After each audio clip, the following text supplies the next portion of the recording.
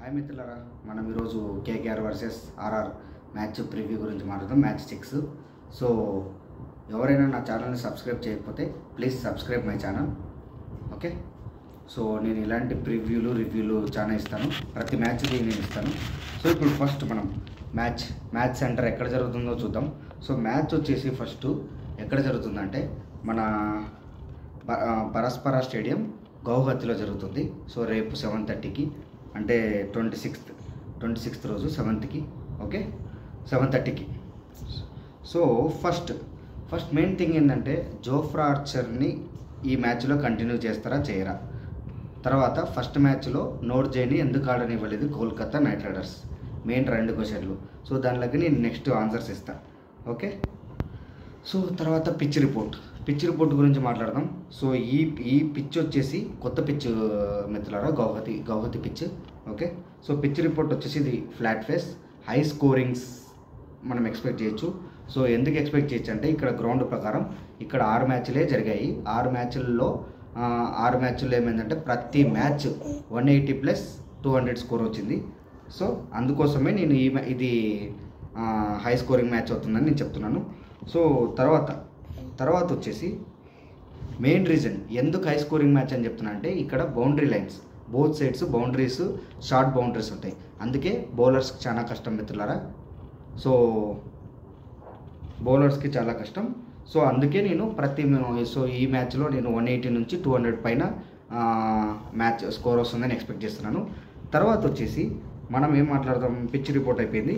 Pitch report అయిపోయిన తర్వాత main pace bowling అనుకూలిస్తుందా అనుకూలివ్వదా. ఫేస్ బౌలింగ్కి బ్యాటింగ్ గురించి చెప్పాము. బ్యాటింగ్ ఏంటంటే ఖచ్చితంగా బ్యాటింగ్ అనుకూలిస్తుంది. సో ఫేస్ బౌలింగ్ గురించి మాట్లాడదాం. ఫేస్ బౌలింగ్ గురించి ఏంటంటే, సో ఫేస్ బౌలింగ్ నువ్వు జస్ట్ వచ్చేసి బౌన్స్లు వేస్తా అంటే అవ్వదు ఇక్కడ ఈ పిచ్లో. సో ఫేస్ బౌలింగ్లో వేరియేషన్స్ ఉండాలి. సో ఆ variations like Sandeep Sharma variations సూపర్గా ఉంటాయి. సో అందుకే సందీప్ శర్మ ఈ మ్యాచ్లో హైలైట్ అయ్యే ఛాన్స్ ఉంది నా ఎక్స్పెక్టేషన్ ప్రకారం. Next challenging for spinners. So స్పిన్నర్స్కి చాలా కష్టం, ఎందుకంటే గ్రౌండ్ చాలా చిన్నది, అందువల్ల ఛాలెంజింగ్ ఉంటుంది వాళ్ళిద్దరికి. తర్వాత వచ్చేసి ఇక్కడ టాస్ గెలిచిన వాళ్ళు చేజింగ్ తీసుకోవడం బెటర్, ఎందుకంటే చెప్పాను కదా బౌండరీస్ చాలా దగ్గర ఉంటాయి. సో స్కోర్ని చూసుకొని కొట్టేయచ్చు. నెక్స్ట్ ఇక్కడ ఇంకొకటి ఏంటంటే టీమ్స్ ప్లేయింగ్ 11 గురించి మాట్లాడతాం మిత్రులారా. So first KKR playing 11, Quinton de Kock, Sunil Narine ఓపెనర్గా వస్తారు యాజ్ యూజువల్గా. సో తర్వాత Ajinkya Rahane, Venkatesh Iyer, Rinku Singh, Andre Russell, Ramandeep Singh, Spencer Johnson ఉంటాడా, ఆండ్రెస్ నోర్జే ఉంటాడా అంటే ఈ మ్యాచ్లో ఆండ్రెస్ నోర్జేనే ఉంటాడు, ఎందుకంటే ఫస్ట్ మ్యాచ్లో వేరియేషన్స్ అవసరం లేదు కాబట్టి అతను తీసుకోలేదు. ఇక్కడ వేరియేషన్స్ అవసరం, అందుకోసమే నా ఎక్స్పెక్టేషన్ ప్రకారం అయితే ఆండ్రెస్ నోర్జేనే ఉంటాడు. హర్షిత్ రాణా, వరుణ్ చక్రవర్తి, వైభవ్ అరోరా. సో వైభవ్ అరోరా ఫస్ట్ మ్యాచ్లో ఏమి పెద్ద ఎఫెక్ట్ చూపించలేదు. ఈవెందో అతన్ని నేను తీసేస్తారని అయితే అనుకోవట్లేదు, అతన్ని ఉంచుతారు. సో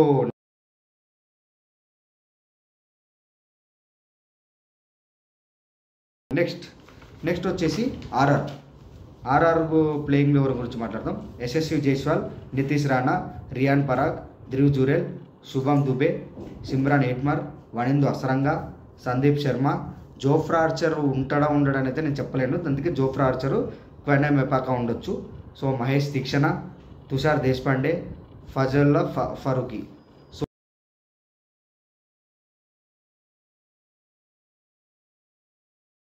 వీక్నెస్లు, కేకేఆర్ స్ట్రెంత్ గురించి మాట్లాడదాం. కేకేఆర్ స్ట్రెంత్ ఏంటంటే వాళ్ళ దాంట్లో బెస్ట్ ఫినిషర్స్ ఉన్నారు. సో రింకు సింగ్, వెంకటేష్ అయ్యర్ అందరూ బెస్ట్ ఫినిషర్స్ ఉన్నారు వాళ్ళ దాంట్లో, Ramandeep Singh. Okay, so main వాళ్ళ స్ట్రెంత్ వచ్చేసి బెస్ట్ ఫినిషర్స్. రెండోది వచ్చేసి ఇఫ్ ఇన్ కేస్ పొరపాటున స్పిన్ కానీ అనుకూలించిందంటే మాత్రం అక్కడ బెస్ట్ స్పిన్నర్స్ ఉన్నారు, వరుణ్ చక్రవర్తి, సునీల్ నారాయణ్. సో స్పిన్కు అనుకూలించకపోతే కొంచెం కష్టం, స్పిన్కు అనుకూలిస్తే మటుకు బెస్ట్ ఉంది వాళ్ళ టీం. సో వీక్నెస్ వచ్చేసి కోల్కతా నైట్ రైడర్స్ వీక్నెస్ గురించి మాట్లాడితే మెయిన్ వీక్నెస్ వచ్చేసి అజింక్య రహానే కెప్టెన్సీలో వాళ్ళు ఎక్కువ మ్యాచ్లు గెలవలేదు. అజింక్య రహానే కెప్టెన్సీలో 25 మ్యాచెస్ ఆడితే 9 మ్యాచెస్ గెలిచారు, మెయిన్ డిసడ్వాంటేజ్ అది. రెండోది వచ్చేసి వాళ్ళు ఎక్కువ నరైన్ మరి ఆండ్రూ రసిల్ వీళ్ళ మీదనే ఎక్కువ డిపెండ్ అవుతారు. సో వాళ్ళకి కానీ ఏమైనా అయిందంటే రీప్లేస్ చేయడం చాలా కష్టం వాళ్ళ టీంలో. సో అందుకు అంత డిపెండెన్స్ ఉండడం అనేది కూడా చాలా మంచిది కాదు. సో నెక్స్ట్ ఆర్ఆర్ వీక్నెస్ల గురించి మాట్లాడదాం. ఆర్ఆర్ స్ట్రెంత్స్ సో వాళ్ళ టీం వచ్చేసి చాలా బ్యాలెన్స్డ్గా ఉంటుంది. అంటే స్పిన్ ఉంది, ఫాస్ట్ బౌలింగ్ ఉంది, ఓపెనర్స్ ఉన్నారు, భారీ హిట్టర్స్ ఉన్నారు, అంత బాగుంది వాళ్ళది. పవర్ హిట్టర్స్ కూడా బాగున్నారు.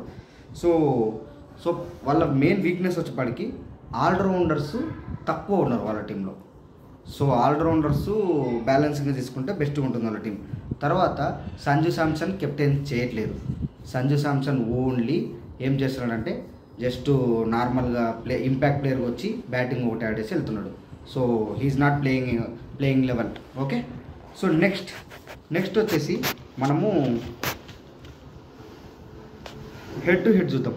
హెడ్ టు హెడ్ ఏంటంటే 28 మ్యాచెస్ జరిగితే రాజస్థాన్ రాయల్స్ 14 గెలిచింది, కేకేఆర్ 14 గెలిచింది. సో ఇక్కడ బేసికల్లీ మ్యాచ్ అయితే టఫ్గా ఉంటుంది. ఓకే. తర్వాత వచ్చేసి ఇక డ్యూ ఫ్యాక్టర్ ఉంటుందా అంటే ఉంటుంది. ఉన్నా కూడా మనకేం ప్రాబ్లం లేదు. 11th ఓవర్ తర్వాత కెప్టెన్కి డ్యూ ఫ్యాక్టర్ ఉందని అనిపించిందంటే మాత్రం అతను ఎంపైర్ని అడిగితే తర్వాత 2 బాల్స్ కంటిన్యూస్గా డ్యూ ఉందంటే సో ఎంపైర్ సెకండ్ బాల్ ఇస్తాడు. సో అదేం పెద్ద ఇష్యూ లేదు ఇప్పుడు. So next key player battles గురించి మాట్లాడితే యశస్వి జైస్వాల్, సంజు శాంసన్ వర్సెస్ నోర్జే. ఇతని గురించి మాట్లాడితే వీళ్ళు స్ట్రైక్ రేట్ వచ్చేసి 100 లోపల ఉంది స్ట్రైక్ రేట్ అతనితో. సో అంటే మీనింగ్ ఏంటంటే అవుట్ అయితే ఇంతవరకు చేయలేదు, కానీ నోర్జే వచ్చేసి అవుట్ అయితే చేయలేదులే, కానీ స్ట్రైక్ రేట్ చాలా తక్కువ ఉంది అతని బౌలింగ్లో.